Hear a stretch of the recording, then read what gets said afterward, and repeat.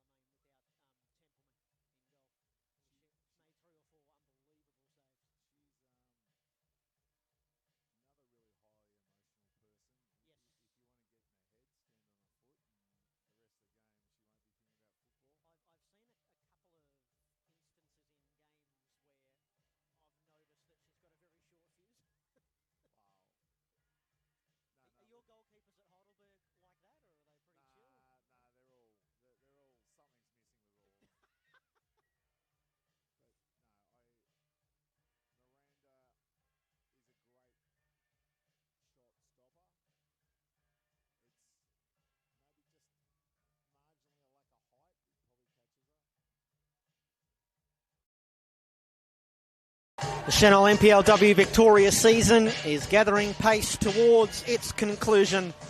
Match week 22 upon us. The finish line appears on the horizon, but with plenty still to be decided. Tonight, league leaders Box Hill United welcome 7th placed Alamein. For Pythagoras, another chance to tighten their grip on top as the race for the Premier's plate refuses to settle. And for Alamein, the margins are even finer, just 1 point outside the finals placings coming into the weekend. The ladies in red tonight know there is little room left for error if a first finals appearance since 2019 is to become a reality. The road is getting shorter, the consequences bigger. These are the nights that shape seasons. Box Hill United and Alamein, live from the glowing Wembley Park. Brent Sternberg and Sven Samold here with you on the NPL Victoria YouTube channel. We'll welcome Sven along in just a moment. Box Hill United make 2 changes from the side that beat Spring Hills last week. Nicolina Piccolo goes back to the bench. There's no Karina Rossi tonight. Rihanna Policina and Pearl Teen come into the starting 11. The goalkeepers Keely Segovic, the back 4 of Amelia Tatalia, Laura Pickett, Captain Sophia Paliwoda and Sydney Minarik. Maho Murakami will start ahead of the back 4 with the 4 players in midfield: Yuri Kawano, Pearl Teen, Rihanna Policina and Chiara Biccelli. Erin Keats will play as the lone striker tonight for Pythagoras. Alamein make 1 change from the side that drew 1-1 with South Melbourne at home last week. Miller Ralph goes back to the bench. She's replaced by Anna Leakopoulos. The goalkeeper is Miranda Templeman. The back 4 features Captain Estelle Bugias at right back. Chinatsu Shidara, the goal scorer last week, starts in the heart of the back 4 alongside Jessica Shilton. Chelsea Blissett starts at left back. The 2 holding midfielders will be the brilliant Neve Dustin and Priya Archdeacon. Annalie Akopoulos, we think, will start in midfield for Alamein tonight. The American Samolaski on the left, Savannah Anastasopoulos on the right, and Emma Runnels up front for Alamein. 1 goal away, Emma, from 100 top flight goals here in Victoria. Our official in the middle this evening is Angelique Manjon. The assistant referees, Audrey Asapati and Geordie Lagkadiotis. And our 4th official is Emma Borschman.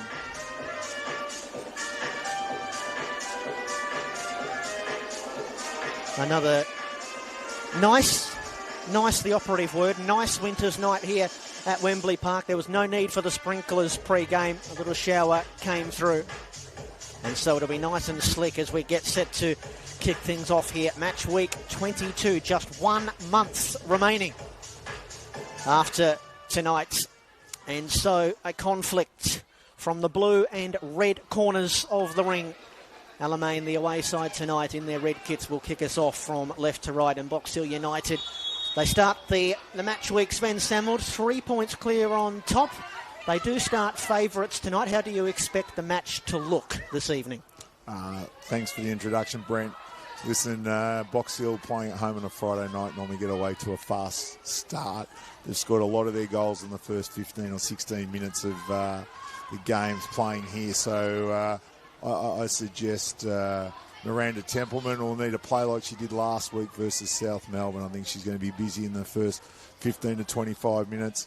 The game will settle down after that, I believe, and it's interesting. One team been dominant all season, rightly on the top of the ladder, fantastically coached by Kogel, and Box Hill have been, such a wonderful team to watch, such a wonderful team of consistency and great structure.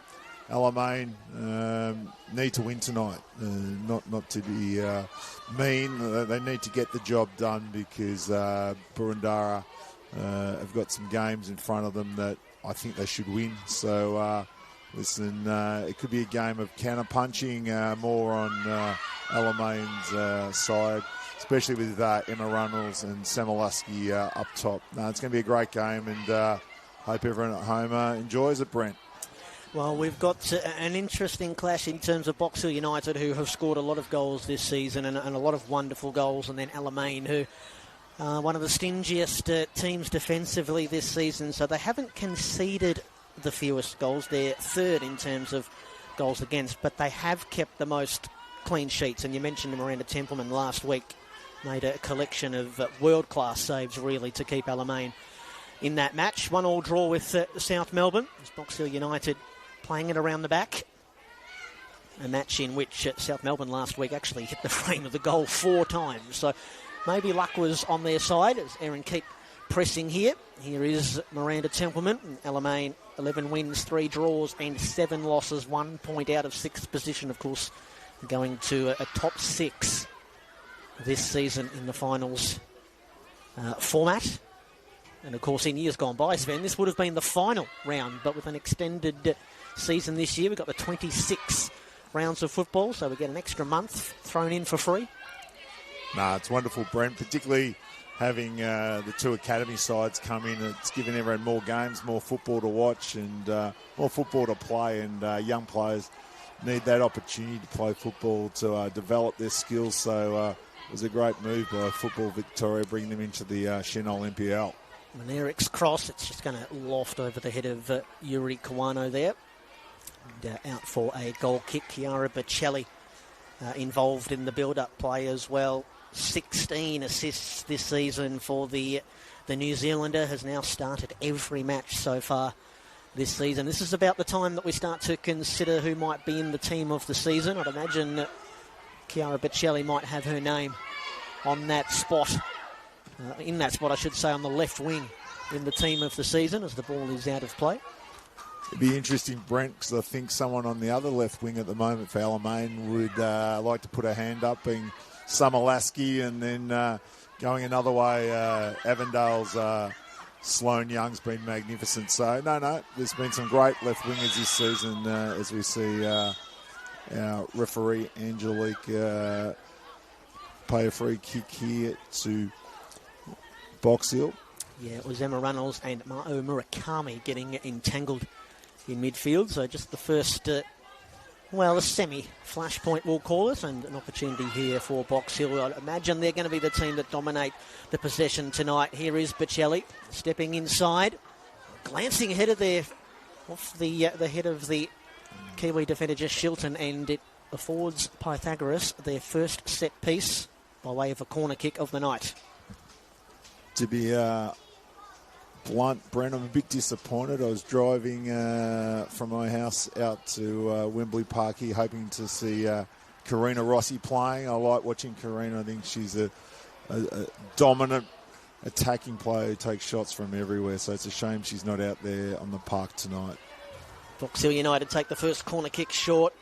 Murakami and Kawano linking up. Kawano fires it into the back post, where arriving was Tatalia, and I think she's claiming that it took a touch off a defender, and indeed it did, so they will now take a repeat set piece here. Box Hill from the near side. Good crowd here tonight, Brent. Great crowd. I think the best canteen in the business here at Box Hill in the Senol NPL. I think great food, and we've got the waft of souvlaki smoke coming across the ground. What a picture. Wembley Park. Policina back into the starting 11 tonight. Can she cast an early spell here from her wand of a right boot? Be a right-footed in-swinger in towards the penalty spot. Stretching for it was Tatalia again, and then turned away by the Alamein defence. Alamein see off the first 2 chances for Box Hill United. We called the cup game a week or so ago, Sven, and you told me some unbelievable statistics in terms of how many goals are scored in the Senol NPLW by way of set pieces, and in particular corner kicks. No, and that continues to happen week on week, particularly in-swinging corners drop right on the goalkeeper's head inside the 6-yard box. More and more teams are crowding the keeper there and forcing the ball across the line. It's something that's going to continue to happen. Just while the ball's being played back to Kili Sejic for Box Hill.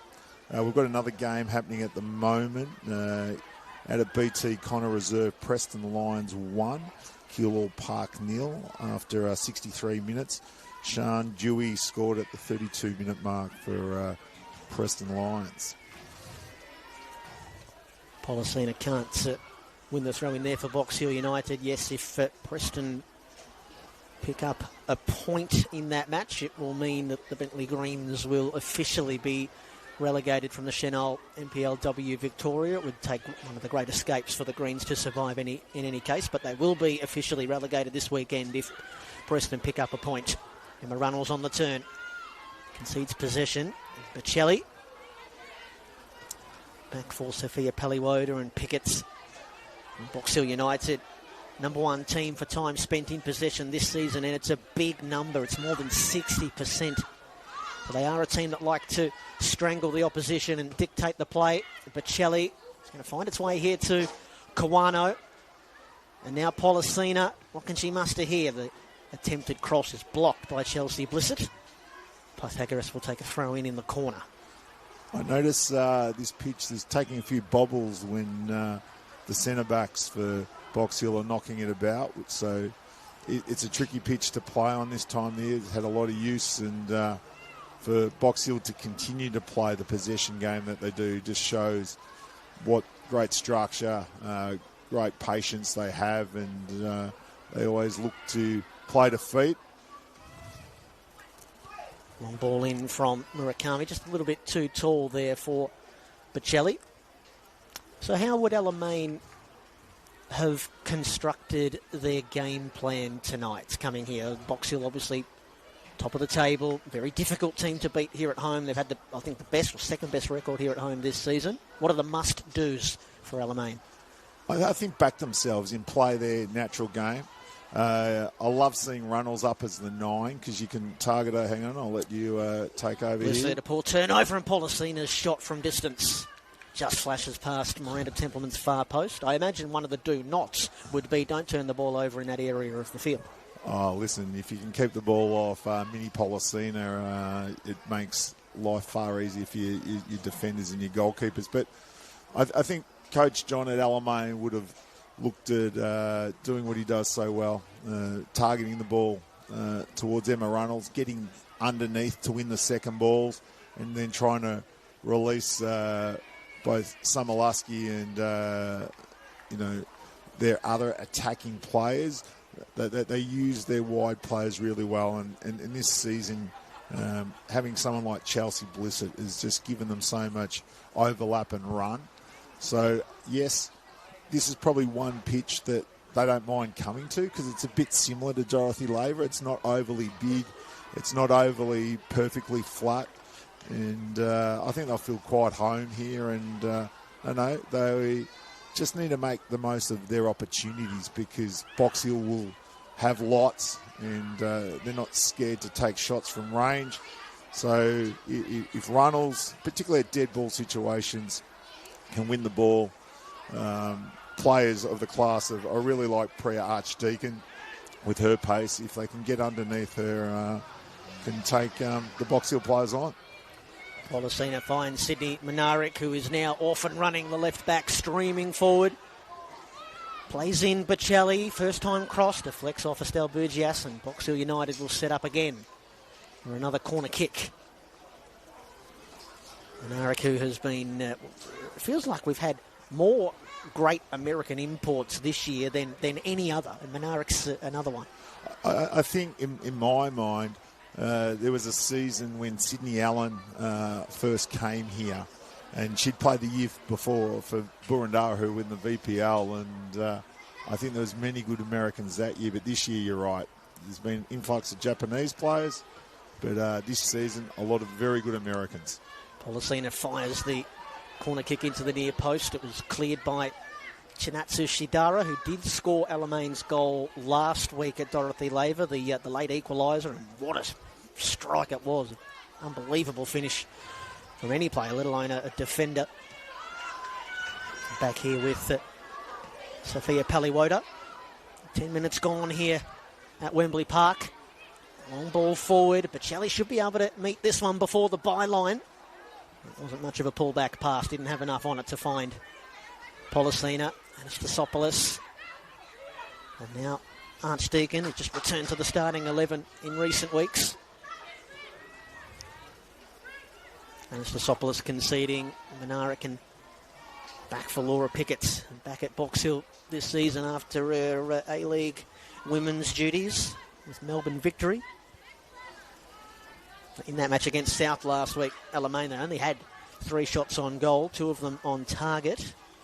As I mentioned, South hit the frame of the goal 4 times. Box Hill, meantime, in their clash out in the western suburbs against Spring Hills, 12 shots in total, 6 of them on target, 70% possession, so a lot more than their seasonal average. But for all that possession, only the 1 goal. They are a tough team to break down, Spring Hills, particularly at home on that artificial pitch. And Alamein, not too dissimilar, a team that like to sit in defensively and then back their talent, particularly on the wings on the counter-attack. On ball forward here, looking for Minarik, who might have been clipped there from Bujas. She was. And is there a colour-coded warning for the Alamein captain? There is. I think, Brent, that was one of those win or die moments, as the great Jonathan Clementi would mention, that sometimes if you can't win the ball, you have to give away the free kick to break up play. And as much as people don't like collecting tickets, I think that may be a good one to accept, because the run through the middle of Erin Kite there was just waiting for the ball to be placed on the platter, and she would have knocked it in the back of the net. 3rd booking of the season for the Alamein captain. And another set-piece opportunity presents itself here for the defending champions. Peliwoda makes the run. Policina in towards the back post. And just putting the header over the bar was Murakami. Yuri Kawano, I should say, rather, who was brilliantly placed and just unable to keep it down. The best opportunity of the match so far falls the way of Pythagoras. What a wonderful ball, swinging away from the defenders towards the goal. Templeman can't come out because it's in that no man's land, and Yuri Kawano stiff there. What a great header. 8 goals this season and 3 assists. 6 of those goals have come in the league. Leokopoulos' pass, and Anastasopoulos caught on her heels. Box Hill on the build again. Plenty of blue shirts in the box. Kawano, look out. Policina trying to blaze her way through with blunt force. Doesn't draw the foul. Play allowed to continue. Box Hill recycle possession. Kawano in to the edge of the area. Stepping in and winning it for Alamein is Shidara.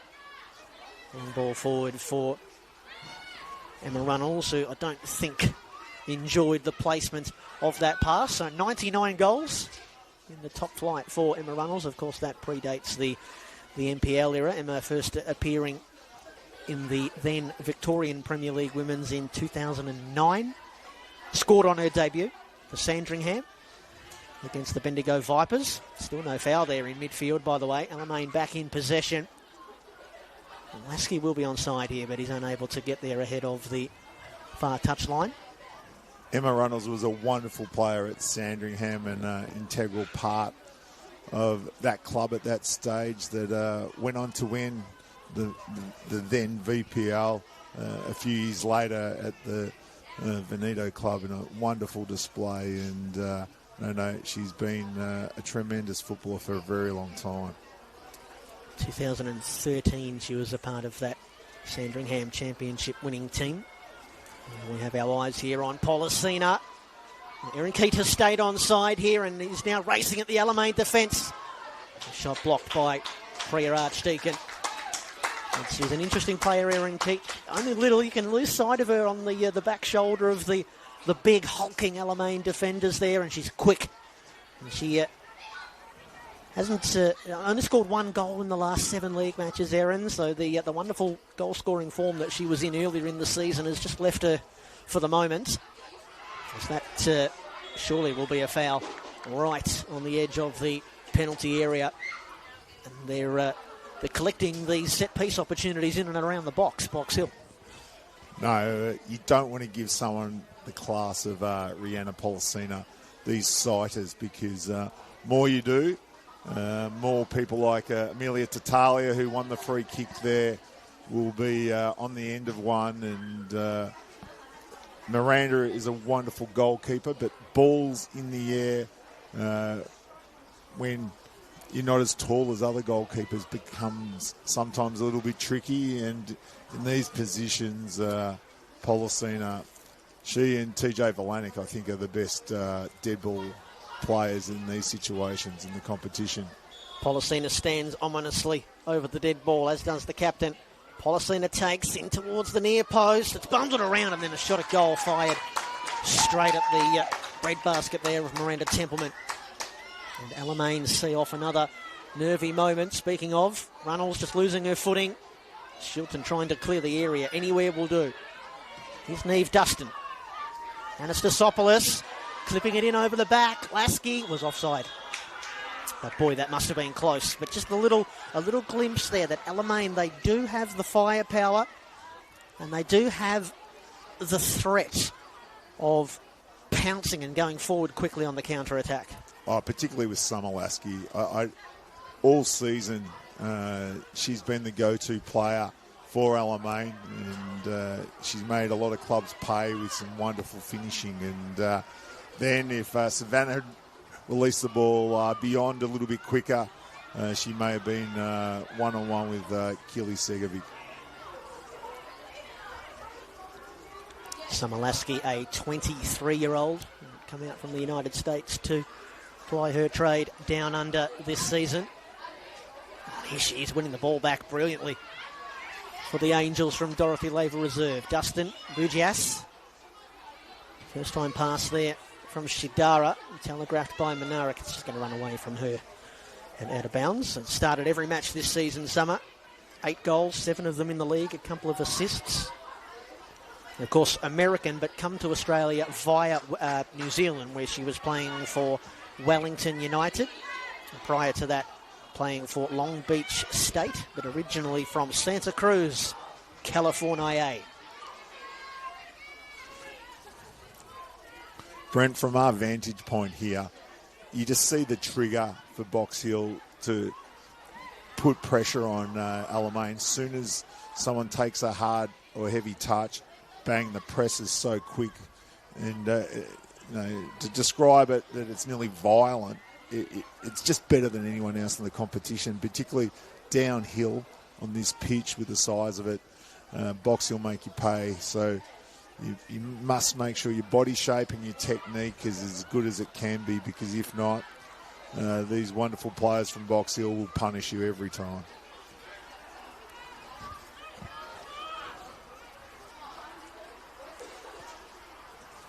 No breakthrough yet here at Wembley Park as they toss another long ball forward. This one is just going to get away from Tatalia. At the 78th minute, it's still 1-0 to the Preston Lions in a game that has a lot to do with survival and the relegation zone. So they'll be very happy if they can take all 3 points there. Dustin loses possession. Minarik, who's been sprightly early, as has Policina. Out wide for Kawano. It looks like she started out on that right flank where Karina Rossi was playing last week. If you've joined us late to the coverage on the NPL Victoria YouTube channel, no Karina Rossi tonight for Box Hill United, and still no Sophia Sakalis. I did see Sophia warming up about an hour pre-game, being put through her paces and looked to be moving well, so maybe not too far away. Of course, former gold medalist. Do you think they'll bring her back in at the pointy end of the season, Sven, or not? Wow.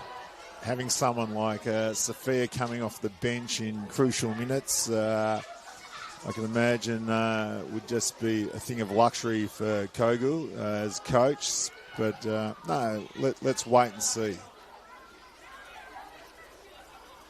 The way that she was moving, it didn't look like she would be too far away, if to be called on at all. Talia retreating, Pickett's and Paliwoda. So Box Hill United, 47 points on top of the table, ahead of Essendon Royals in second on 44. And Bulleen in third place, 43 points, as Box Hill are constructing another attacking foray here. Kawano, is she shaping to shoot? She's trying to find Erin Keat, who just stood on the ball. Bocelli trying to retrieve it, and Chiara Bocelli can do more than retrieve it. The electric New Zealander fires it into the bottom left-hand corner, and eventually Pythagoras kicked the door in. And for Chiara Bocelli, goal number 10 this season, and it's another early goal for the table-topping Box Hill United. A wonderful piece of football constructed by Policina. Held on to the ball just long enough, released it, and then Yuri Kawano got the ball, got into the box. You said it earlier, Brent, about how many numbers they get into the box, and if you can get 2, 3, 4 players into the box more times than not, you're going to have an ability at least to take a shot to put pressure on the opposition and score. Rarely do Box Hill only have one player in the box, and just then both Erin and Chiara are in the box, and bang, there it is. Again, another goal in the first 25 minutes, as they seem to do downhill here at Wembley Park so often. Here's a poor giveaway, however. Dustin finds their way onto the football. Lasky appears on the right wing, this time for Alamein, in search of an immediate equaliser. Pulls it back to the edge of the area. Dustin has to retreat a little further. Leokopoulos, he doesn't mind shooting from distance. Shot blocked, however. And so Box Hill United 1, Alamein 0, as Dustin just flattened Rihanna Policina. So when these teams met the first time around this season, it was Chiara Bocelli who opened the scoring in the 13th minute. And a few months later, it's Chiara Bocelli who opens the scoring in the 23rd minute. Imagine Alamein are sick to death of the sight of Chiara Bocelli. She was so composed when she took that shot. She didn't rush it. She picked her spot and buried it in the net. And to be fair to Miranda Templeman, there's nothing she could do to stop that one. Here's Bocelli again. Alamein defensively on high alert. Trying to play in the pass that I don't think Erin Keat could possibly imagine that Bocelli was able to find her from there, and therefore they were not on the same page. Number 2 in the league, Bocelli, by the way, for successful dribbles, so a player that often is able to take territory and get past defenders. She and Alexis Pandazopoulos from South Melbourne like turning and going and putting on the afterburners, and no, they're fantastic to watch, and both wonderful players. The only thing is Alexis is 16, so what a future she has before her. And I'm just shocked that an A-League club hasn't come knocking on Alexis Pandazopoulos' door, because what a player she could be. Bocelli, 21-year-old for what it's worth. Beautifully brought down by Anastasopoulos. That goal has sparked Alamein to life. Blissett running it to Talia. Anastasopoulos, first time release, doesn't quite reach Emma Runnels. And Talia has to clear the decks for Box Hill United, who are defending. All of a sudden, it's the 16th time, by the way, in 22 games that Pythagoras have scored first. They've got an unbelievable, an uncanny knack of scoring first and then strangling their opponents into oblivion. They've only lost once this season when scoring first. That was that match earlier this season at the Veneto Club when Buendara come from behind to beat them 2-1 in the end. But I'd imagine the Alamein supporters and coaches would be pretty pleased with how the next 2 or 3 minutes have looked here after going behind. You could say that, Brent, but I'd go another way. When Chiara Bocelli had the ball and she tried to lay it off to Erin, there could have been a second one there. And listen, the ability of these Box Hill players to play between the lines and get into these pockets where just lets them face forward to be able to take shots at goal. And there's no team better at it, and that's why they are the number 1 team in the competition, the reigning premiers. And no, it's wonderful to watch. And even with them playing out here. Everywhere you look, there's players getting into pockets, getting the ball, and if you had a drone shot, it just would be startling to see how well they do. Just find that space, and they have confidence to play the football to each other. I know they just turned it over then, but it doesn't matter. They go again. And that's the draining part of playing against them as a defender. It's not your lack of fitness. It's a lack of concentration fitness, because you have to have your head on a swivel like a meerkat the whole time, because if you don't, bang, they've made you pay. Long ball forward here, Erin Keats.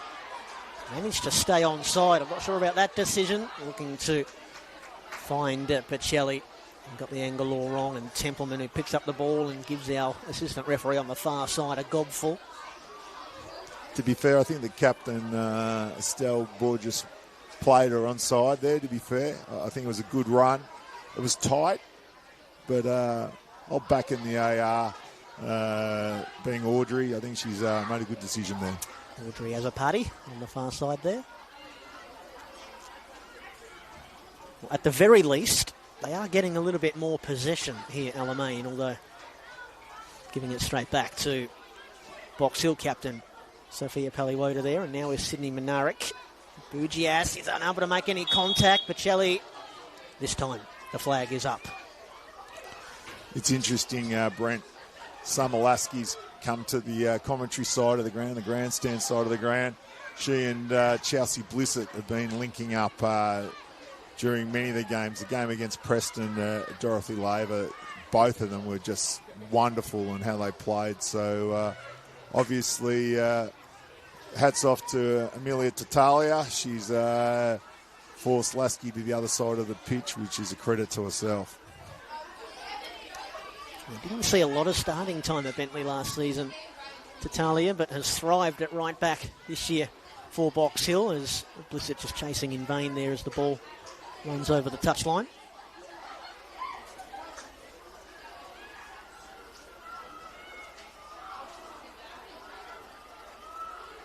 And Box Hill in that match earlier this season against Alamein, 2-0 winners. It was Pacelli with the goal in the first half, and then second half substitute Gabby Simpson coming on to score the second. Gabby is on the bench tonight for Pythagoras, along with Jessie Armstrong, youngster Gracie Clarkson, who's impressed in her minutes that she's received in the seniors this season, and Nicolina Bacalo and Summer Trask.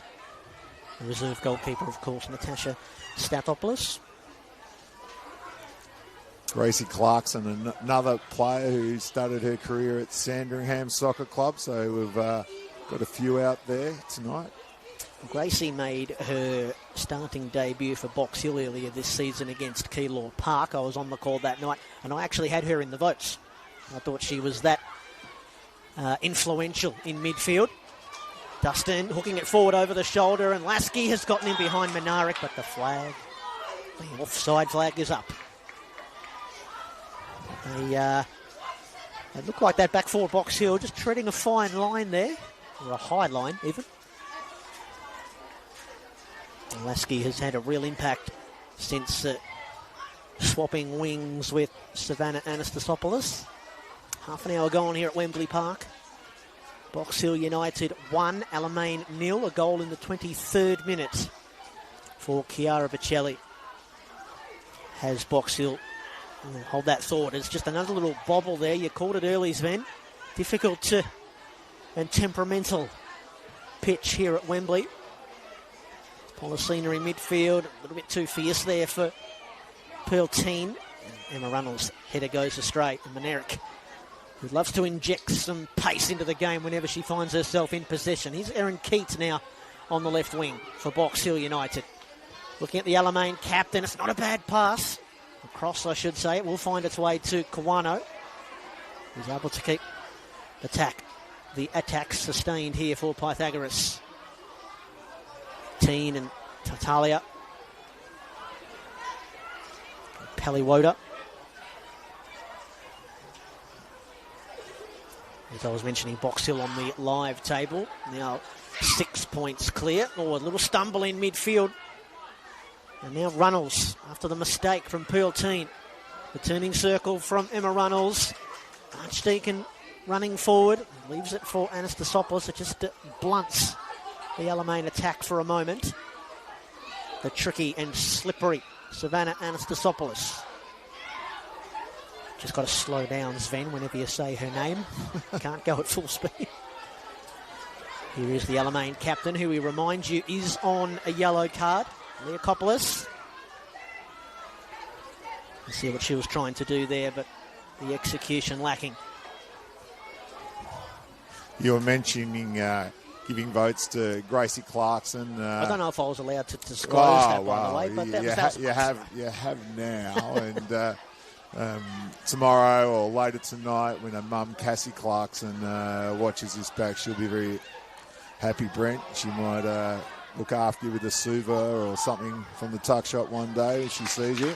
And Anastasopoulos with the shot. It's the first real shot in anger for Alamein, but captured at the near post by Keely Segovic. Well, I wonder if Mrs. Clarkson might maybe trade a Savlaki for maybe a halal snack pack. One of the very best in the league here. I've got one last time. Plenty in it as well. I only got the regular size. I had it for dinner and then the rest of it for brekkie the next day. No, it is, as I mentioned earlier, a wonderful place to watch football. Great grandstand, nice boutique small ground, and the canteen is tip-top. When you were here last event, it might have been that famous Cup quarter-final night when the lights went out for a moment. Well, we'd heard rumours that the lights were going to go out, and then we heard even more excitement that they might not come back on, and we might have to go straight to pens. And Ruby, my fellow commentator, was thinking we were going to have to line up all the cars at one end of the pitch with their headlights on. The high beams. The high beams to try and get the game finished. But no, the lights went back on. And, what a game that was. That's probably been the game of the season for me. It's not a night that, sorry, Sven, it's not a night that Box Hill will remember fondly, but as a showcase of women's football, an amazing night. No, it was a good night, and they were very stiff. Great goal to Tiff Eliadis in the last kick of the regular time. It's Kawano. Bocelli over on the right-hand side now. Murakami happy to maintain possession. Those two Japanese midfielders for Box Hill pull the strings, make it so difficult for any team to get a foothold in the game. Kawano and Murakami. Paliwoda, who I would imagine would be in the mix for Team of the Year as well. We've got a lot of good centre-backs in this league, I know, but Sophia would have to be in the reckoning, you would think, as that one's just going to trickle behind. Oh, behind for a corner kick, much to the chagrin of Chelsea Blissett. No, you're right. There are many good centre-backs in the competition. Bella Warhead at South Melbourne, I think, is a fantastic centre-back. If I may say so, Rosie Wild at Heidelberg's been in the Team of the Year the past few years at centre-back, but she's pushed into playing 6 as we see Box Hill about to take this corner. Maho Murakami again playing it short. Kawano, can she cut it through the waft of the canteen? She's going to fire at goal. And Templeman jumps on the bomb at the near post. I want to throw Claudia Miacic's name in there as well. And Isabella Ricardo, who's having a great season at Avondale. The formed team of the league, the Avengers. 6 wins in a row. Well, Claudia last week against us.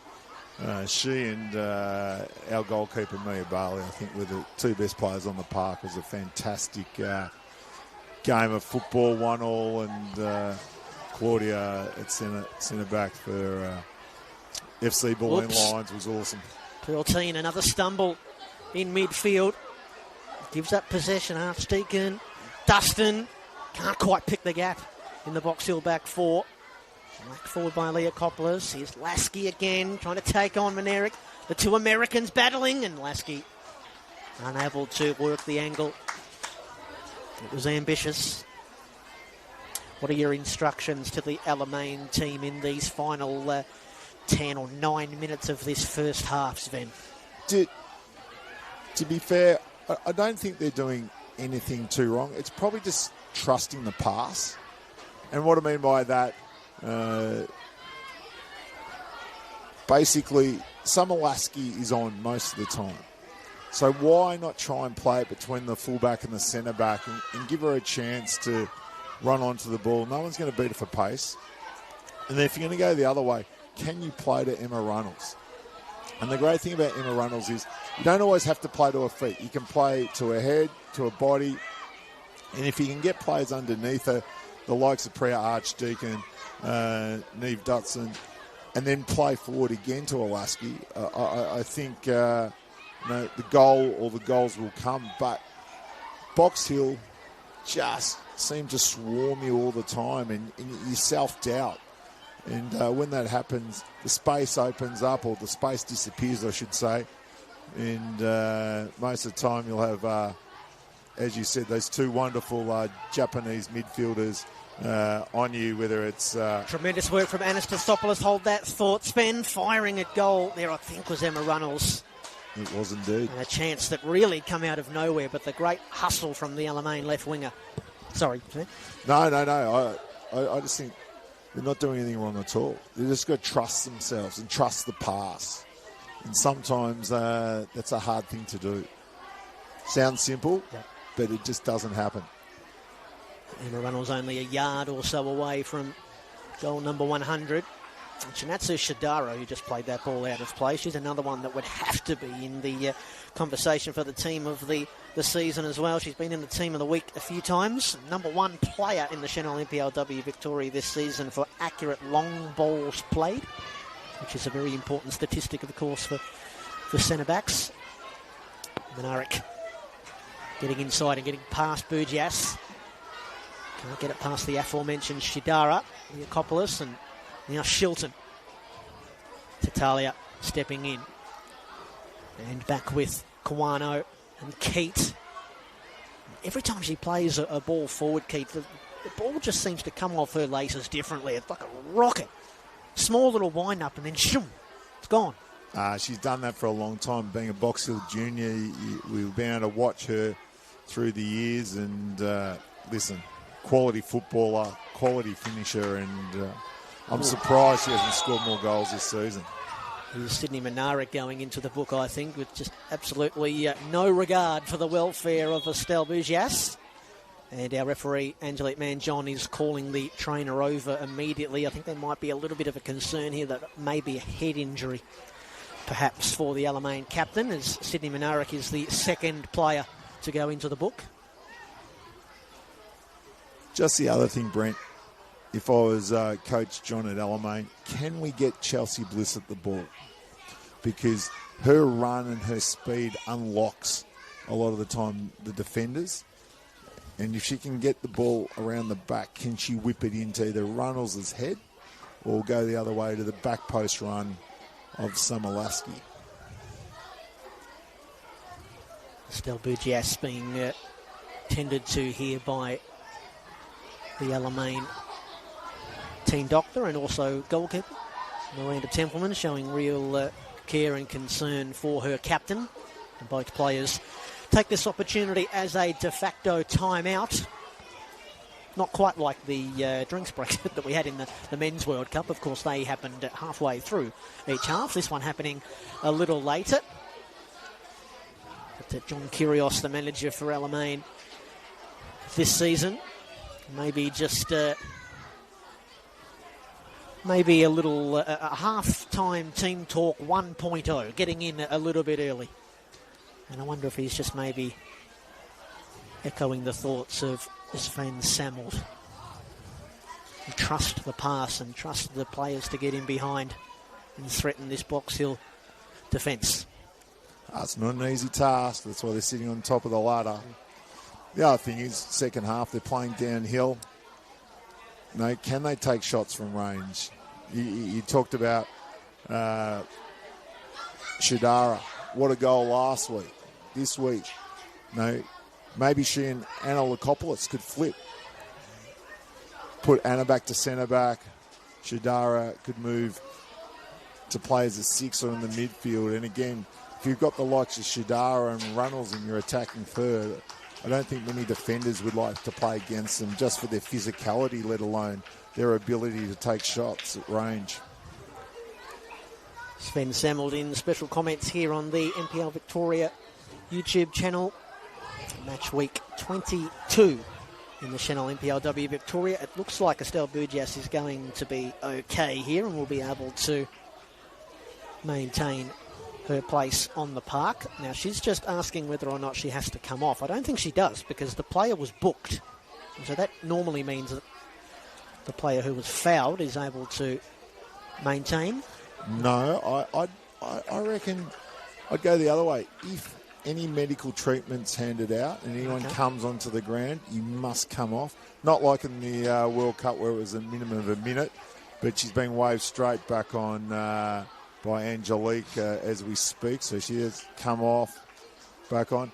Full-time at BT Connor Reserve, Brent. Preston Lions on the back of a Sian Dewey goal at 31 minutes or 32 minutes have beaten Keilor 1-0. So that means that the Bentley Greens have officially been relegated. It means that Preston go level with Keilor Park on 23 points. As Lasky latches onto this one, it's a magnificent cross. Runnels' header blocked by Pickett. And behind for Alamein's first corner kick of the match. So after that lengthy stoppage, they roar to life. And Runnels, who did so well to get onto that magnificent cross from Lasky, and now a chance here from the corner kick. Analia Coppolis goes to the far side to take. Emma Runnels, she's unbeatable in the air, and in that situation, super ball by Summer Lasky and Alamein. Unlucky not to be 1-1 in the 44th minute. Try their luck again here. Leakopoulos right in towards the goal mouth, carried away by Segovic. Really only maybe the second save that she has had to make tonight. Throw in for Alamein. Last 60 seconds coming up here of the regulation 45, but I'd imagine after that stoppage a moment ago we'll have a few minutes added on. Lasky, another great cross. Stosopoulos can't get the header on target, just needed the taller frame, I think, there of Emma Runnels at the back post. Murakami, awkward one for Tatalia, and then not much of a clearance from Pickett. Leakopoulos just trying to get control of the ball so she can then shoot from distance and fire it a little high and a little wide. Anna Leakopoulos' corner was nearly an Olympico. I think if there'd been a lesser keeper than Keely, it might have been 1-1 from the corner. A wonderful corner by Anna Leakopoulos. She'd have to be one of the bigger goalkeepers in the league, Sven Segovic. We've got a lot of goalkeepers that are diminutively built, aren't they? I think she's been a wonderful addition. She plays well with her feet. Her drop kicks are a bit of a feature when she is kicking long out of her hand. They're very impressive. There's the fourth official, Emma, holds up 1 minute, which I thought there'd be longer than 1 minute, Brent. No, 3. I think that's 3. We did say 3. Emma Borschman. That's a little bit more like it. So 3 minutes for Alamein to utilise here. Although Shilton's been caught and hoodwinked by Erin Keats. And now Policina, who's just gone a little quiet the last 10 minutes or so, loses possession. Archdeacon ran herself into a blue roadblock. One back by Policina. Able to keep it alive, and then it deflects off Shilton. And a throw in on the far side. Obviously a late second goal conceded here for Alamein would be devastating. Pythagoras plot, brilliant from Murakami, I think that was, who does well to win. Another corner kick for Box Hill United.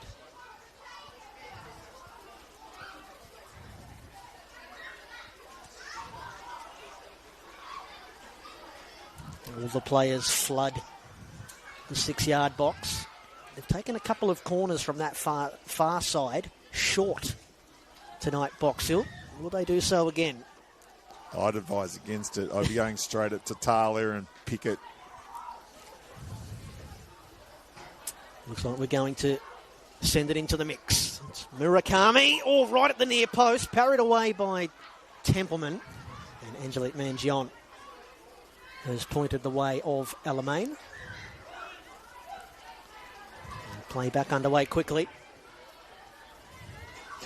Shilton's long ball. Tatalia just ducked underneath that one, allowed Archdeacon to pick up possession. Here comes Chelsea Blessett. Rolling forward. They've got two players on side here, Alamein. No, they don't. Emma Runnels sees the offside flag go up. And Kili Segovic not even willing to let that Anastasopoulos shot go in a long while after the whistle. That's far better to see for Alamein. Blissett just has to get the ball delivered to her in those wide areas. Overlap is a work of art. So if we can see more of that, I think that's the best way for Alamein to be putting real pressure on this Box Hill defence. Final 30 seconds of this first half. Box Hill United have controlled it for the most part, but Alamein have had some chances going forward. Certainly enough to suggest that they may be able to find an equaliser at some stage. Pollicino outstanding in tight confines, into the corner. Out for a goal kick. So our referee Angelique Mangion has a look at the whistle. I think there'll be time for just this goal kick perhaps. Shidara.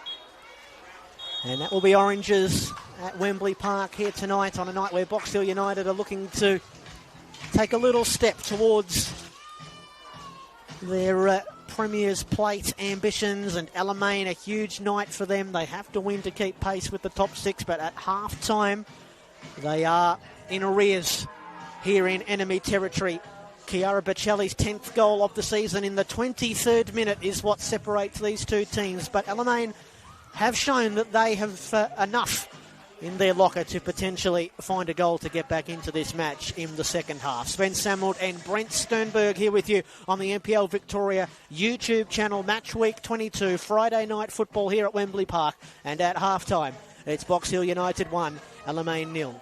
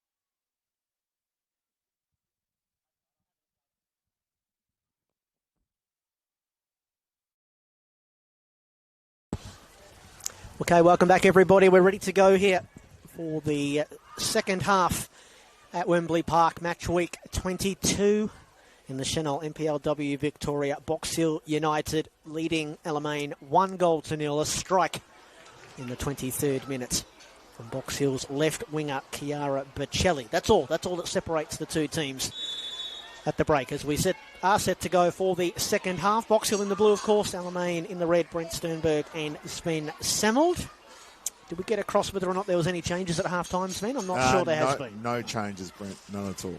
Just to tie off all the loose ends, Alamein captain Estelle Bugias on a yellow card. And this girl here, Sydney Manerick, also on a yellow card. They're the two players that are carrying the cautions above their head in this second half, as there's an early giveaway here. Summer Lasky, who was sprightly in that first half, unable to get the pass in for Neve Dustin. Are you surprised that Alamein have not made a change at half-time, Sven, or you think they've got the faith in this 11 to be able to change the course of this match? John really trusts his players, and I think that's why they're such a tight unit, and they don't have high turnover of players from year to year. So he trusts them, he backs them in, he doesn't make a lot of changes. It's normally due to injury or tiredness. So someone like Inez Jasewski normally comes on when he wants a little pace in the last 15 or 20 minutes. Harriet Laurie normally comes on at left back or right back again if they need to have a different look. And I'm excited to see Alamein Angels president's daughter, Erin Stamopoulos. She's an outstanding player, been playing in the US college system for a long time. She's back, so that'll be interesting. Here comes Summer Lasky. Pickett just able to get something in behind it there. And then the clearance, Archdeacon. And then Leokopoulos unable to create anything that will trouble Box Hill United there. They've also got young Miller Ralph on the bench, who's a young lady that's come all the way up through the age groups at Alamein. She has been starting. In fact, she was in the starting 11 last week, but back to the bench tonight with Anna Leokopoulos coming into the starting 11. Miller scores a lot of goals at that 20s level. It's someone who, over the past couple of years, has been knocking goals in the 20s. It's sometimes for some players it is a bigger jump. Some players just go straight through the grades. And no, I agree with you. Miller's a good talent and someone who deserves their opportunity. It was great to see her start last week. Shilton, that was brave, taking a touch with Erin Keat bearing down on her. The other player, outfield player on the bench for Alamein tonight is Dakota Tyson, a more defensive-minded midfielder. Shidara all the way back for Miranda Templeman, who won't be keeping a clean sheet tonight, but will be pretty happy to see one of her teammates up the other end put the ball in the back of the net. Played forward by Dustin, and Summer Lasky running downhill again, cross blocked by Manerick, who is the sort of player, this is one of my favourite ways to describe someone. I might get back to that in just a moment. Sven, is the cross, headed away by Paliwoda. Here's Bugias. She doesn't get forward and into the attacking foray all too often. Yeah, Sydney Manerick, a player that plays with her hair on fire. She is that sort of player. Only has one gear, a top gear. No, she's versatile as well, and yeah. I think it's great for Coach Kogel and the Box Hill team to have someone of her class and capabilities, whether she's playing centre-back, full-back, and she can push forward onto a wing to give them a different look. So, I totally agree. And if every player played in that manner, 100 miles an hour, it would make for some exciting football. Shilton's long ball forward in search of Emma Runnels, cut out by Talia. The players on the bench for Box Hill, by the way, they've got Gabby Simpson, who scored when these two teams met earlier in the season. And Jessie Armstrong, well done by Anastasopoulos to keep this one alive. Archdeacon, Leokopoulos had to be quick. I think that was a pass rather than a shot. Youngster Gracie Clarkson, Nicola Bacalo, and Summer Trask, who saw a lot of starting time earlier in the season summer. I called her. I certainly didn't score. She scored. I called her scoring a goal in that 8-0 drubbing of Bentley earlier this season. And she's just had to bide her time a little bit as the season has worn on. As our referee in the middle, Angelique Manjon, out there tonight just having a chat with Jess Shilton. Summer Trask has to manage playing school soccer for Carey, so a lot of the time she plays, prior on a Saturday. So for her to double up makes it a bit tricky. But no, she's a great talent, and Nicolina Bacalo, I think she's a player who most clubs would relish to have, and Box Hill have the ability to have her starting on the bench, which is what a luxury that is. Yeah. Alamein have had plenty of possession to start this second half. Lasky involved in everything. Deflection hit. Oh, Archdeacon, high boot from someone in there. One ball forward for Box Hill, mopped up by Shidara, and all the way back for Templeman. I'm sure Nicolina and her friends and family get a little bit sick of me waxing lyrical about her when I call Box Hill United games, but she's a terrific player, and you're right, to be able to have someone of that quality coming off the bench. It's an embarrassment of riches. No, it is indeed, and quite the player. And from what I understand, speaking to a few people in the competition, a wonderful person as well. Policina watching that one come over her shoulder. Alamein defending. And a belated whistle for the offside flag. And Bacalo, 26-year-old, missed the first few weeks through injury. Angelique Manjon just having to keep an eye on things happening in the back play there. Was a part of the Box Hill team that went all the way last season, started in the grand final. A player that has had her injury issues. Former Geelong Galaxy, Noble Park Hurricanes, Burundara. Runnels is returning from an offside position.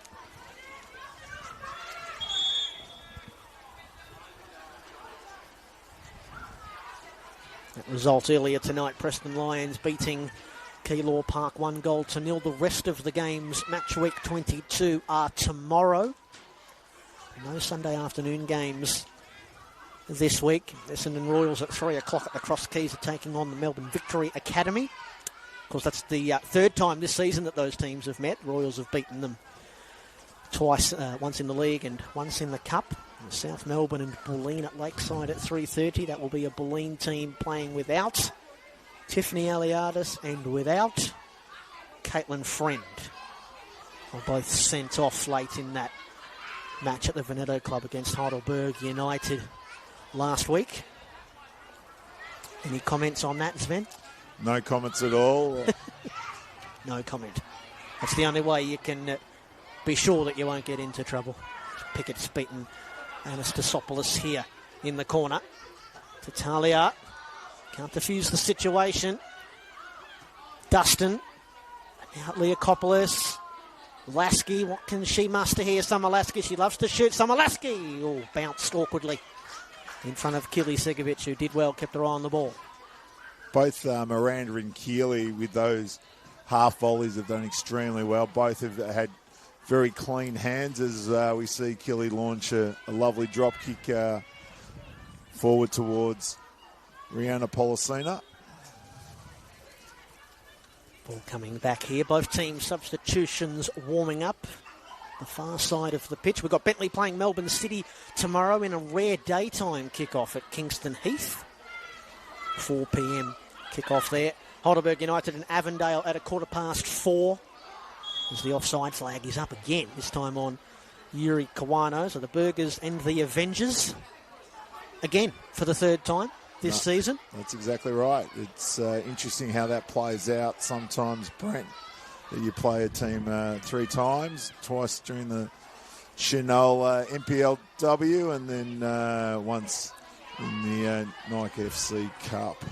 Heidelberg coming from behind to beat Avondale in the Cup. That was a game that was played not at Avenger Park and not at Olympic Village, but at Paisley Park. And just remind me how the matchup in the league went between those two, Sven. It was a 1-0 win at Avenger Park. It was a lovely 12 o'clock kickoff, which I thoroughly enjoyed, to be fair. It gave you an opportunity to do other things on your weekend and play under natural light on a cracking pitch that day at Avenger Park. And Heidelberg defended really well. Mia Bailey had made some wonderful saves, particularly a couple of one-on-one ones with Sloane Young. And then Gigi Sayo, who's now at South Melbourne, scored a cracker, and Heidelberg were the victors. But it'll be a tough game tomorrow. I rate them highly. There's some wonderful players. Kawano and Policina combining here. Policina's cross and then lunging in at the back post was Bocelli. Unable to make contact, and the ball just fizzes behind for a goal kick. Bocelli inches away from a brace. The final game of the round sees Burundara taking on Spring Hills. That's a game taking place at Egan Lee Reserve out in Knox, 5 p.m. Kickoff, so the floodlights might have to come into effect late on in that one. Of course, Alamein will have one eye on that match, hoping that Spring Hills can maybe do them a favour. Tatalia. Pickett for Box Hill United. Oh, right in the challenge of Emma Runnels, who might have copped an accidental forearm there.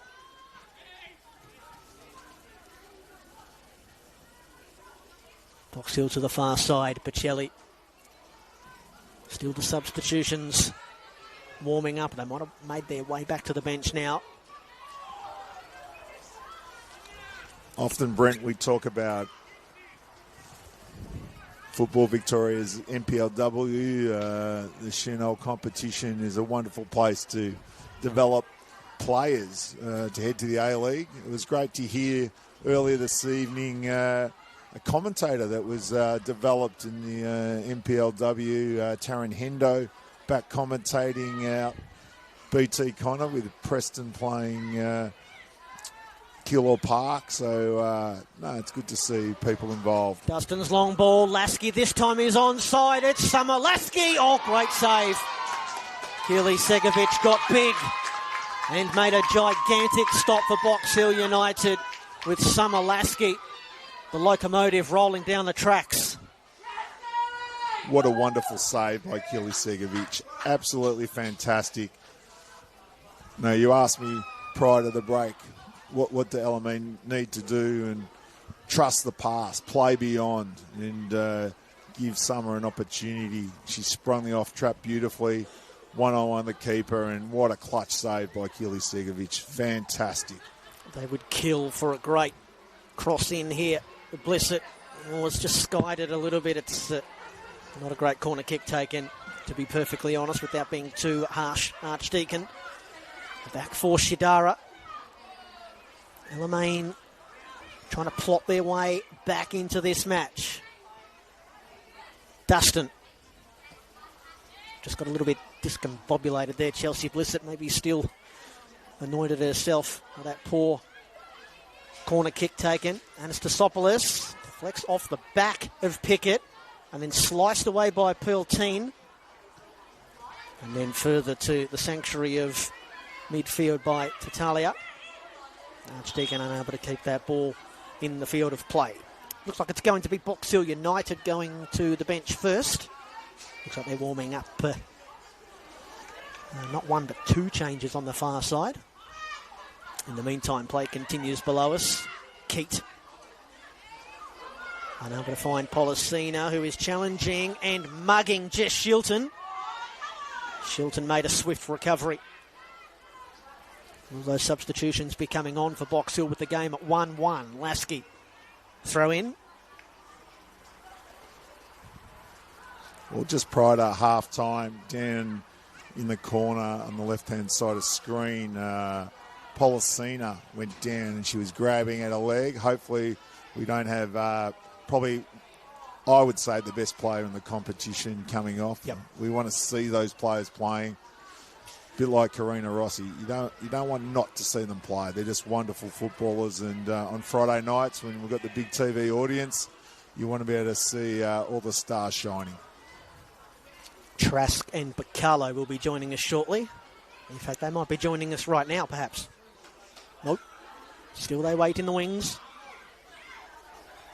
Nope, here they come. So it's going to be Bacalo replacing Pearl Teen in midfield for Box Hill. And we're going to see Summer Trask coming in and replacing Amelia Tatalia out at right back for Pythagoras. I was going to mention before, Brent, when you called Pearl Teen's name a few minutes ago, that's one name we haven't probably called too much tonight. So I can understand Coach Kogel making that change, and great to see Summer Trask out there playing for Box Hill.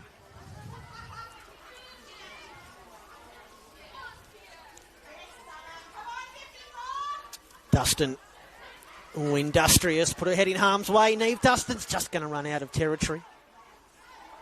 She was the player of the month.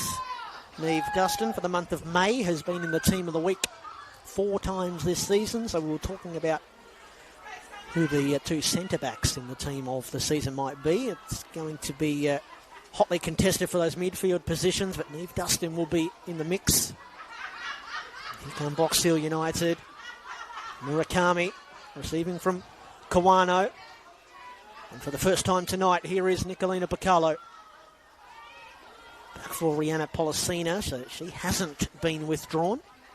Trask and Bacalo, the 2 substitutions on the right-hand side here for Box Hill, earning a throw-in.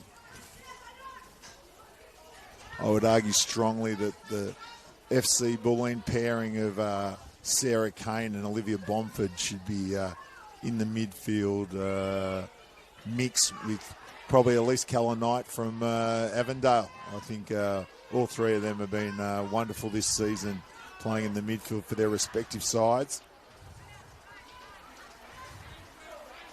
Bomford, who I think from memory might have been in the team of the season last year when she wore the blue shirt of South Melbourne. As I'm saying that out loud, I think that actually might have been 2024.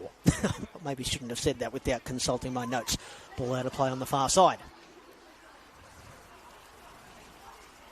Still Box Hill United holding on to the 1-goal lead. That goal in the 23rd minute for Chiara Bocelli. Alamein have only come from behind once to win this season. That was in a game against the now officially relegated Bentley Greens earlier this season. Of course, that was that game, you might remember, Sven, when Bentley took the lead late and Alamein actually scored both of their goals in second half stoppage time. Anastasopoulos chasing. Gilly Segovic in the right spot at the right time. If you speak to the Bentley people on that day, they were most disappointed about a penalty that they conceded late to give them the draw. But listen, sadly for Bentley Greens, the past 3 or 4 seasons, it's sort of been, what would I say, flirting with danger about relegation for the past couple of years. If Casey Comets had come up, they probably would have gone down. And then again, this season just gone, they stayed up again. And sadly for Bentley Greens and that club, they'll be playing the VPL next year. Hopefully for Bentley Greens, their men's team can stave off relegation too. So a double drop for the club would be fairly hard to take, I'd imagine. And just when they're putting a lot of money into that facility, I think it's a $10 million upgrade. It's going to be the biggest soccer hub in the southeast of Melbourne. Oh, lovely pass, Archdeacon. Here's Anastasopoulos. Can she get herself into a position to shoot? She's gone past a couple of defenders and then just lost the possession. She's hunting Bocelli, Anastasopoulos, Lasky. Oh, big collision coming up between those 2 Americans out there again, Lasky and Minarik, neither known to take a backward step. She's like a block of granite, Sydney Minarik. Every time someone hits her, they seem to bounce off fairly hard. Must have a very strong core. Kamano winning it back here for Box Hill United. Alamein trying to quickly get into their defensive shape. Stepping in Blissett, who can roll forward here. Box Hill have a lot of numbers at the wrong end of the pitch. Reynolds just unable to hold up possession. Yeah, Sydney Minarik, the Tiger from Clemson University. They wear the interesting combination of orange and purple. Not one of your favourite things to be wearing on the weekend, Brent? Well, I've never seen an orange and purple Tiger, Sven. Put it that way. Shilton on the turn, long range pass. Lasky unable to gain control. Alamein have a double change of their own pending here. I think we are going to see Aaron Stamatopoulos coming into the fray, and I think, wait for the numbers to go up, I think that's Dakota Tyson standing next to her. So a couple of midfield players about to be injected into the game, and John Kyrgios and all of Alamein kind will be hoping that they can have a big impact. Well, Anna Lakopoulos hasn't played for a little while, so it'd be interesting to see if she can get through the 90 minutes. She's also been doing some wonderful work as a Football Victoria referee, to the point where she was the emerging Matildas referee of the tournament. So well done to Anna. Well, she was one that was in the team of the year last year, Anna Lakopoulos, in the back forward team of the season last year. Has been playing this tonight, I should say, up in midfield. It's the luxury that the recruitment of Chelsea Blissett is able to afford them. That ball cut its way all the way through midfield. Found Bocelli. Kawano can't find Sydney Minarik. Lasky. Dustin was able to stay on side. She's probably had more of an impact in this second half so far, Neve Dustin for Alamein. And here come those two changes. It's going to be Aaron Stamatopoulos coming on. Looks like Lasky's coming off. Yeah. And that's a big call. And also Priya Archdeacon is being replaced by Anais Yasevsky. So Lasky, who has been probably their most threatening player. I imagine there would be some Box Hill players that are happy to see some Lasky heading to the bench, Sven. That is a peculiar choice. Well, the other thing is Anais Jasevsky's electric pace. Finishing's probably been one thing that's let her down a little bit, but she's played here at Box Hill. She scored good goals here at Box Hill, so she knows the ground, and it's a like-for-like replacement with pace. And then Erin coming on is a real threat in midfield to score. Probably a bit more of a threat than Priya Archdeacon, although Priya Archdeacon's a really good young player. Blissett's gone a long way with the football here. Ran herself into a bit of a cul-de-sac. Anastasopoulos riding the challenge. Shilton. Alamein building towards a goal here. Turned away by Peliwoda. Runnels trying to strike from distance. 99 goals in her locker. I'm not too sure how many she's scored from outside the box. Anastasopoulos finds the runner in Chelsea Blissett. Fires it in towards the near stick. But again, Peliwoda was there and alert. Good to see so many red shirts in the box then, Brent. The ball had been just sent airily in. Lakopoulos was a wonderful target for Chelsea Blissett. Bujas tripping up the Box Hill player. He's already on a yellow card, the Alamein captain, but Angelique Mangion's just happy to blow the whistle and point Box Hill's way, and no further paperwork required.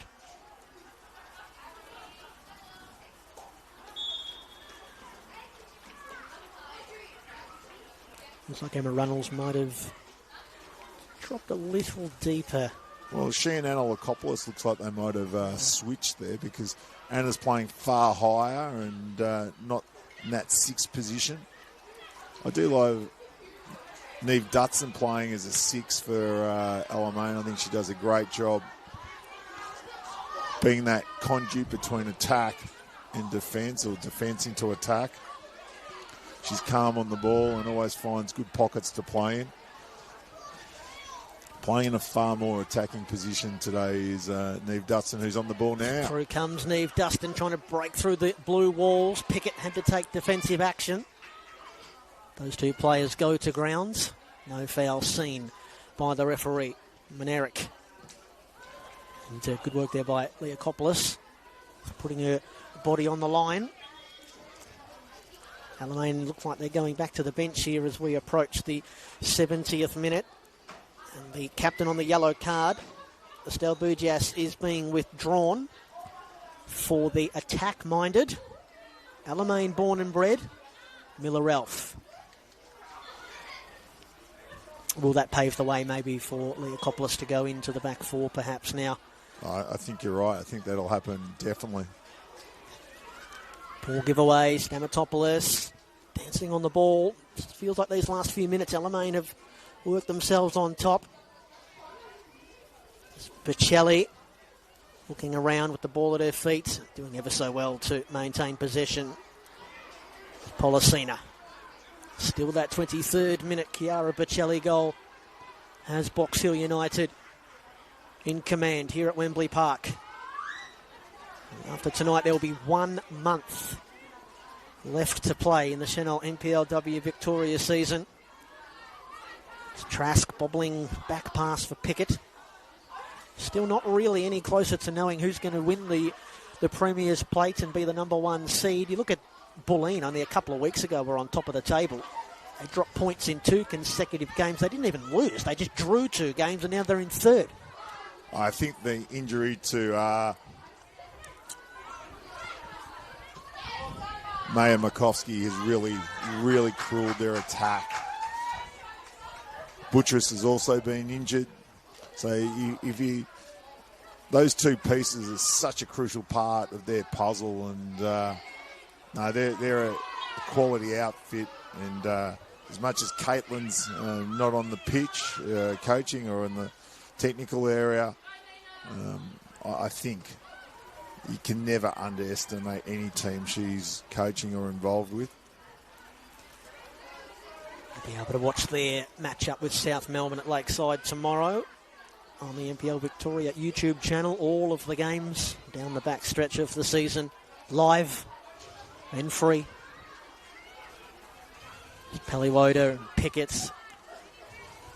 That back four of Box Hill been impenetrable so far tonight. And Bacalo, what a ball. Trask and Blissett in a foot race. And Blissett able to win that particular foot race and play the ball out of touch. 26-year-old Chelsea Blissett, 18-year-old Summer Trask.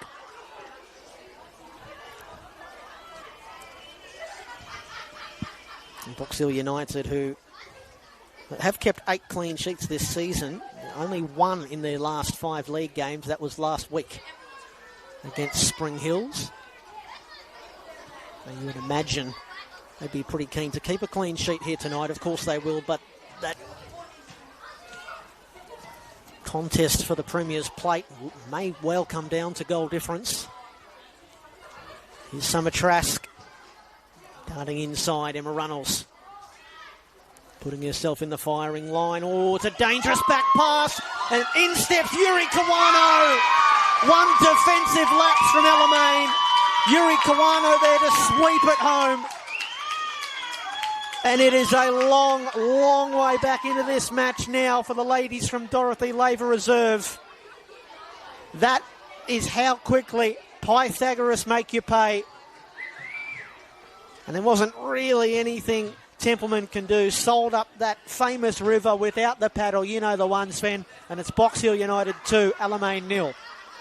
Just the unrelenting pressing by Box Hill just forces you to make decisions that normally you wouldn't do. And sadly, the back pass was hit without really any scanning.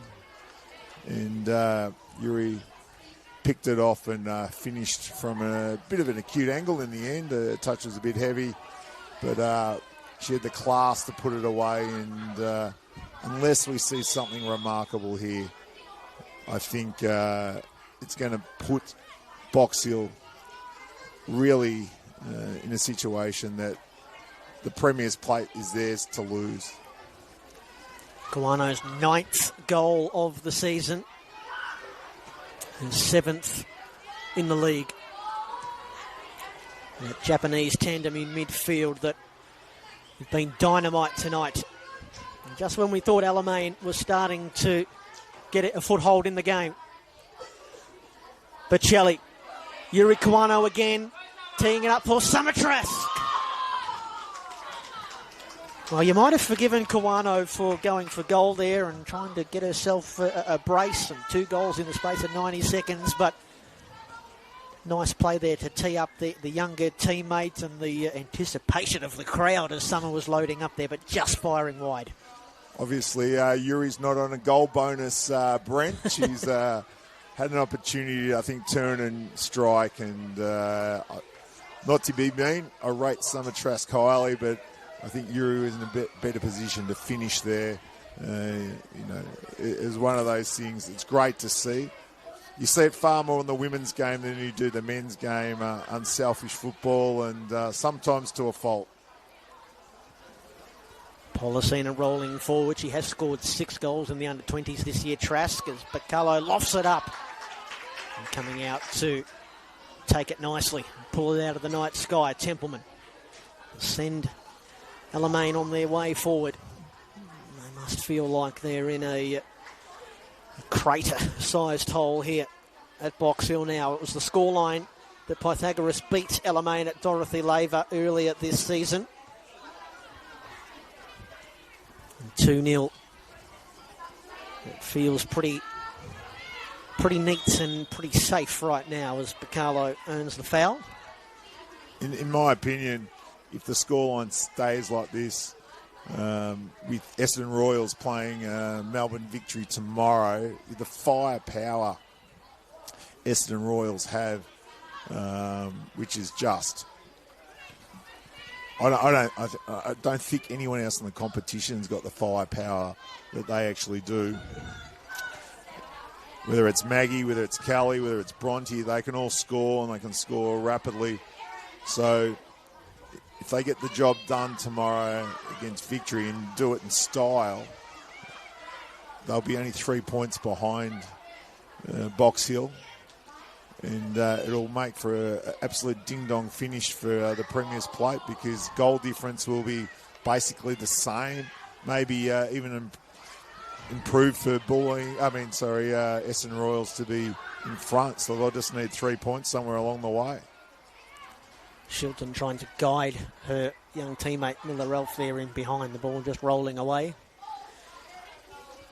Yes, and they're maybe not in the mix for the Premier's Plate, but you can't forget Avondale, who right now, form lines suggest they are the form team of the competition. 6 consecutive wins for the ladies from Avenger Park. They've had a really good season in their first campaign in the top flight, but hit a great patch of form in the last month and a half. This ball ricochets up for grabs in midfield. Kawano. Well, you're mentioning Avondale. Box Hill have got Bulleen next week, and then they roll straight into the Avengers. And I think if you look at the 2 draws between Essendon Royals, their draw is a little bit softer. Box Hill have got a bit of work to do versus both Bulleen and Avondale. So, it's just a wonderful race for the Premier's Plate. Interestingly enough, though, the teams in the past 2 seasons who have finished 4th and 3rd have gone on to win, be named NPL champions in the Senol League. So maybe finishing 1st and 2nd's poison chalice a little bit, Brent. You haven't had a team win the Premier's Plate and then the grand final in the same season since Calder United in 2022. It's only 4 years ago, but that's a long time for that not to have happened. You generally see the best team all year go on and win it. We've got an issue here in the back play for, I think, Jessica Shilton, who is down at the moment for Alamein. And once again, Miranda Templeman maybe just giving more some moral support, leaving the actual physical support up to the professionals. The other thing in there as well, as we head for the end of the season, you mentioned the Royals. They've got the other game to prepare for too, the cup final. Yes. So they're still juggling those two competitions. You'll be able to watch that match as well. Heidelberg United and Essendon Royals.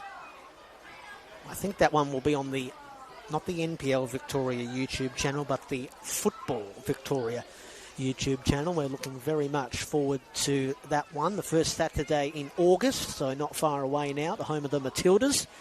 Burgers looking to win that competition for the second time and looking to exercise some demons from last year's final loss on penalties to South Melbourne. But you'd have to say, Sven, that the Royals start favourites in that final. Am I allowed to say that? No, I'd say that without doubt. By the length of the straight, really, it's theirs.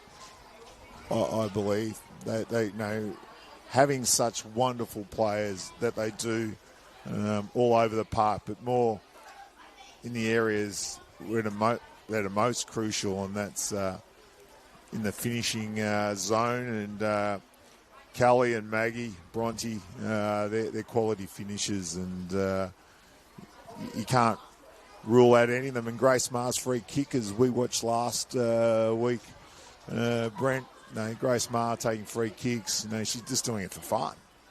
So, listen, what a unit they are, and Jaden's got them playing very well, hopefully at the right time of the season. I think going back to the teams who have finished on top or first or second, the biggest difference back to when Calder won it in 22 under Mark DiCarzo is the window has changed so much in the past few years. And what I mean by that is we see some changes happening. I'll let you go with that, Brent. Yeah, Jess Shilton is going to have to be removed here. She'll be replaced by Dakota Tyson, and Anastasopoulos is also coming off. She's going to exit via the near touch line here, and it's going to be Harriet Laurie coming in to play these last 10 minutes. So as we had in the first half, a lengthy stoppage towards the end of it that's just going to tack on a little bit of extracurricular. But no, the window just put such an influx of wonderful A-League players back into the league. And this time last year, Box Hill welcomed 4 or 5 wonderful players led by Policina and Sakalis. And they went on that tremendous run to win the competition. And I say Heidelberg United did it the year before with, again, wonderful A-League players such as Alana Jasewski and Sarah O'Donoghue. And it just was the icing on the cake and gave the ability to win. Templeman got herself tied in a knot and then was able to untie herself. Another nervy moments at the back for Alamein. 10 minutes to try and pull something out of this raging Wembley Park fire. Less than that, in fact. 7 minutes plus second half stoppage time, which we think we might have a little bit now after that delay there. And we should just say we hope that Jess Shilton is okay and that's not a serious injury. She's been a terrific player for Alamein this season, and this is the time of the year where you only need to do a 2 or 3 or 4 week little injury and that's it, you're done. As Erin Keat has gone down, that looks more like cramp as opposed to anything too serious. A Box Hill playing with just 10 players at the moment. I'm not sure they've actually noticed Erin Dan. She's going to get some help from Analakopoulos to stretch out that cramp. What do you made of Erin Keat's performance tonight, Sven? Listen, she's one of those players that continually puts the opposition under pressure. And as we see what looks like it's going to be a change, she's coming off on our side. And they're making the change to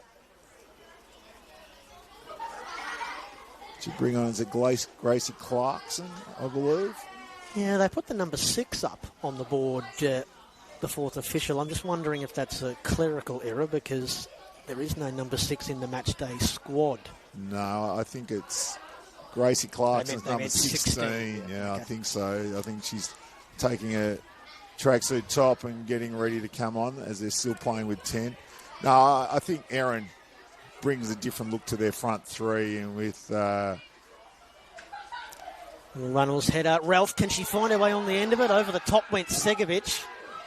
No decision there from our referee Mangion either way. But no, with the likes of Chiara Baselli, Yuri Kawano, Erin, does her role and does it well. You can't all score. And just her speed, her nous. I think she's a player I'd love to have playing at my club. I think she's a really good footballer. Okay, here we go. So Erin Keat removed for youngster Gracie Clarkson. And once again, well wishes for Jess Shilton, well wishes for Erin Keat. They are two players that both of these teams would not want to lose. Box Hill for their premiership and championship push, and of course Alamein for their attack on the finals pursuit this season. Stamatopoulos did well, and it's not a bad cross, Well taken by Segovic, and we think back to that wonderful save that Keeley made earlier in the second half with Summerlaski bearing down on goal, and Box Hill only led 1-0. How different this game might have looked had Segovic not made that save, and Lasky was able to pull Alamein in an alternate universe back onto a level playing field. Oh, I couldn't agree more. It was game-changing and wonderful save as we see Neve Dutson running onto this ball. Oh, wow, that was a defensive error from Pickett. And as a party with the offside flag up on the far side, now maybe she was in an offside position prior to that header from Pickett. A lot of people in the crowd stunned, not least of which my co-commentator here, Sven Samuel. What say you, Sven? Oh, listen, I think we have wonderful officials in the Senol NPL Victoria competition. I don't want to say they're in a far better position than I am, but I think maybe if I'd been sitting on the bench, the toys may have came out of the cot. How many games did you tell me you've coached? And I think you said 1 yellow card. Was that right?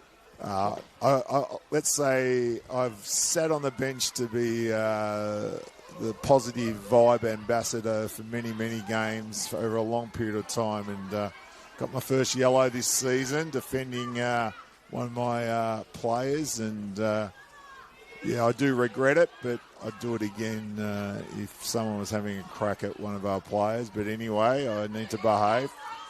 I must say, Brent, Summer Trask, she has the best cheer squad, personal cheer squad in the competition. Every time she goes towards the ball or near the ball, they get nice and loud. Dustin from distance.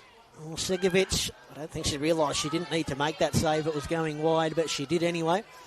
Has it in her keeping.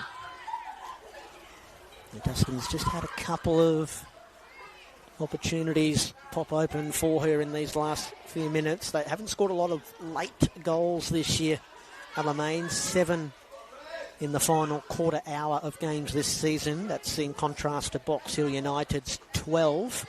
And 2 of those would have been versus Bentley Greens in that game we were speaking about earlier. There hasn't been a lot of late game drama, I feel, in the NPLW this season. Certainly not in terms of goals in second half stoppage time. Oh, hopefully we've got it saved up for the finals. Yes. Kawano, scorer of that second Pythagoras goal. Bacalo slipping in for Policina. And our assistant referees on both touchlines tonight have been very busy. I reckon that would be nearly a dozen offside flags for the two teams combined. Maybe just going back to the training pitch this week and just timing those runs. I'd argue the other way. I'm bullish about people pushing the line, hoping that their teammate is going to release the ball nice and early. So, like here, Neve Dutson becomes one-on-one with the goalkeeper. Segovic slices the attempted clearance. Can they find a late goal, Alamein, and throw the cat amongst the pigeons?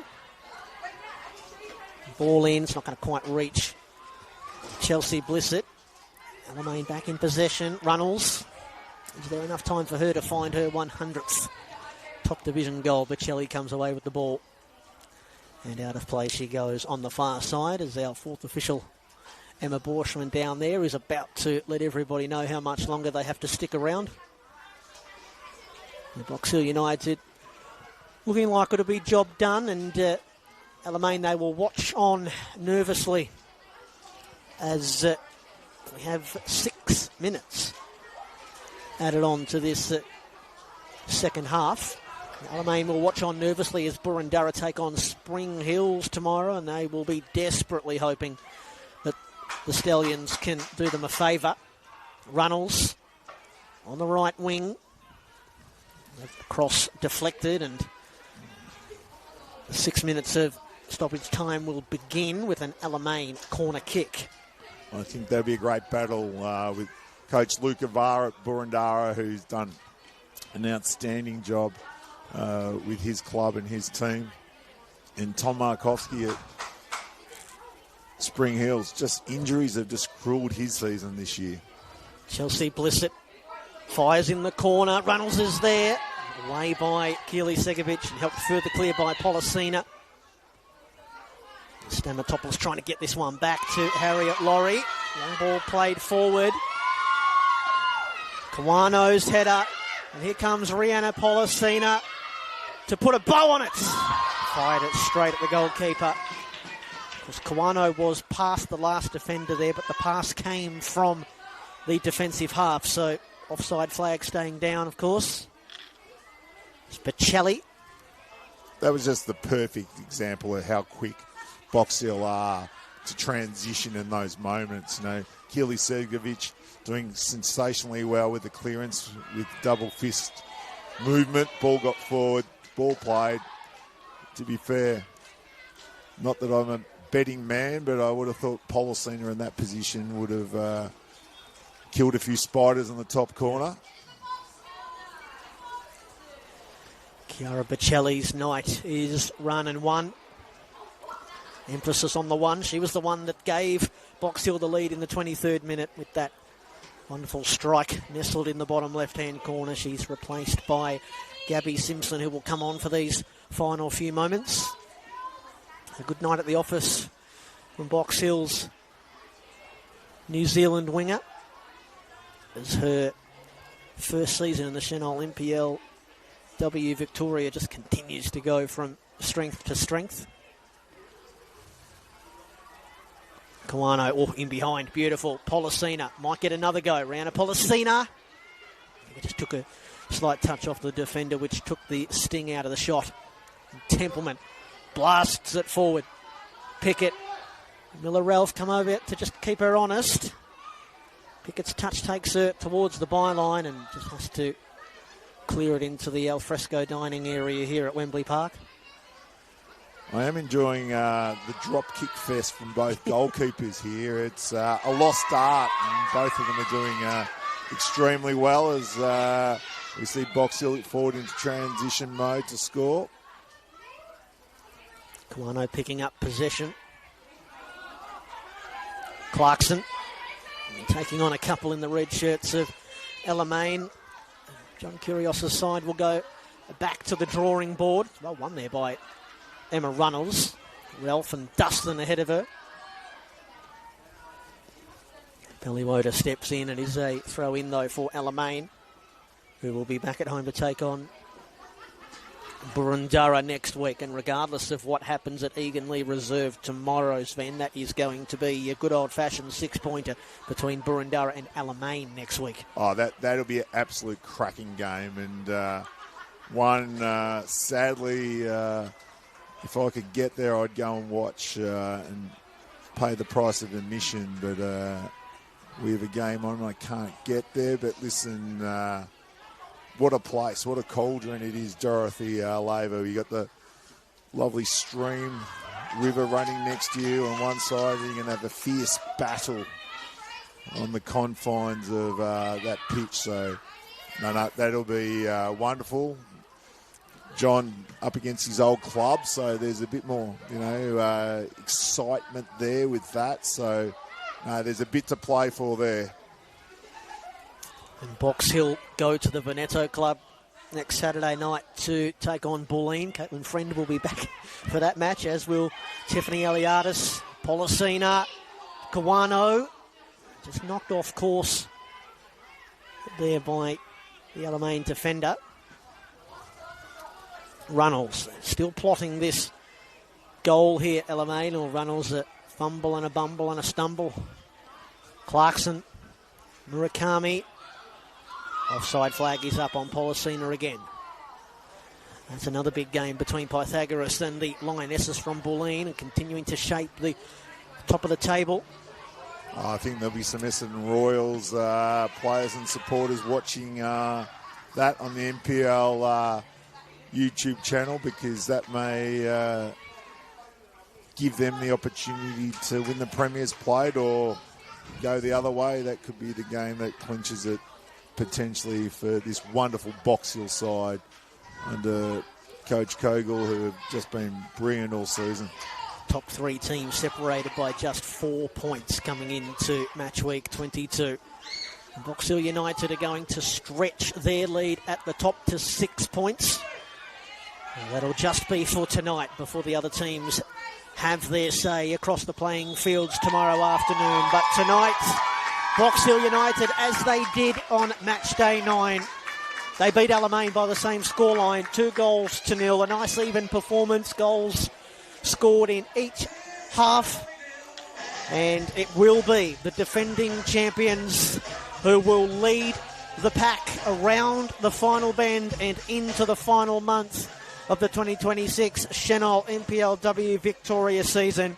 Chiara Bocelli scoring in the 23rd minute to put Box Hill in front. They led 1-0 at half-time, and then after a defensive mishap from Alamein in the second half, in the 74th minute, in slipped Yuri Kawano, who was terrific in midfield tonight. Finishing from the acute angle, Miranda Templeman out on the island, couldn't do anything about it. And they look up at the scoreboard, the electronic scoreboard here tonight at Wembley Park, feeling pretty satisfied, Box Hill United. Job done again at home tonight, winners by 2-0. A quick little wrap-up from Sven Samuel. Brent, Box Hill doing Box Hill things, to be honest. They were just magnificent, as they have been all year. Alamein took it to them, and that one opportunity that at 1-0, if Keely Segovic hadn't made that wonderful save, it could have been 1-1, and game could have looked completely different, but it's not. It's Box Hill. The train just keeps rumbling down the tracks and heading towards the finals. What a place to be for both their supporters, their club, their coaches, and well done yet again to Box Hill. Well, they're looking good for back-to-back titles, aren't they, to be a brave person to back against them. Box Hill in the box seat as we head for the final month of the regular season. Don't forget, everybody, 5 matches to come tomorrow. They all kick off within a couple of hours of one another. You can watch them all on the NPL Victoria YouTube channel. For our cameraman, James, Sven Samuel, myself, Brent Sternberg, thanks for your company this evening tonight, everybody, where Box Hill United got the chockies again. The final score here at Wembley Park, Box Hill United 2, Alamein 0.